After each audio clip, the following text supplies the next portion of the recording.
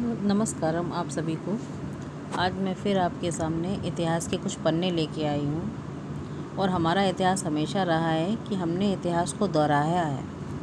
इतिहास से कभी कोई सीख हासिल नहीं करी, जिसका परिणाम आज भी हिंदू धर्म भुगत रहा है।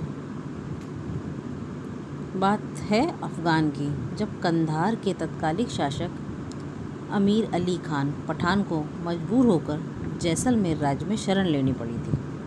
तब यहाँ के महाराज लूणकरण थे, महारावल लूणकरण। वे महारावल जैत सिंह के ज्येष्ठ पुत्र होने के कारण उनके यहाँ शासक बने। वैसे उनकी कंधार के शासक आमिर अली खान पठान से पहले से मित्रता थी और विपत्ति के समय मित्र ही काम आता है, ये सोचते हुए उन्होंने सहर्ष अमीर अली खान पठान को जैसलमेर का राजकीय अतिथि स्वीकार कर लिया था। लंबे समय से दुर्ग में रहते हुए अमीर अली खान पठान को किले की व्यवस्था और गुप्त मार्ग की सारी जानकारी मिल चुकी थी। उनके मन में किले को जीतकर जैसलमेर राज्य पर अधिकार करने का लालच आने लगा और यह षड्यंत्र रचते हुए सही समय की प्रतीक्षा करने लगा।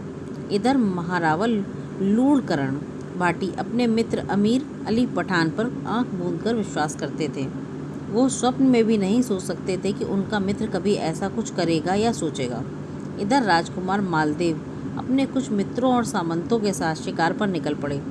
आमिर अली खान पठान इस मौके की ही ताक में था। उसने महारावल लूणकरण भाटी को संदेश भिजवाया और आज्ञा दी कि वो उनकी पर्दा नवीन बेगम में रानीवास में जाकर उनकी रानियों और राजपरिवार की महिलाओं से मिलना चाहती हैं। फिर क्या होना था वही जिसका अनुमान पूर्व से ही था। आमिर अली खान पठान को था। महारावल के सहर्ष बेगमों को रानीवास में जाने के लिए आज्ञा दे दी गई। इधर बहुत सारी पर्दे वाली पालकी दुर्ग के महल में प्रवेश करने लगी, किंतु अचानक महल के प्रहरियों को पालकियों के अंदर से भारी भरकम आवाज़ें सुनाई दी तो उनको थोड़ा सा शक हुआ।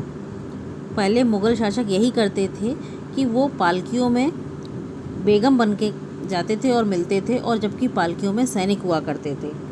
तब भी उस दिन भी यही हुआ। उन्होंने एक पालकी का पर्दा जैसे ही हटाया तो देखा बेगमों की जगह तो सैनिक छुपे हुए थे। जब अचानक षड्यंत्र का भांडा फूटते ही वहीं पर आपस में मारकाट शुरू हो गई। दुर्ग में जिसके भी पास जो भी हथियार था वो महल की ओर और महारावल और उनके परिवार की रक्षा के लिए दौड़ पड़ा।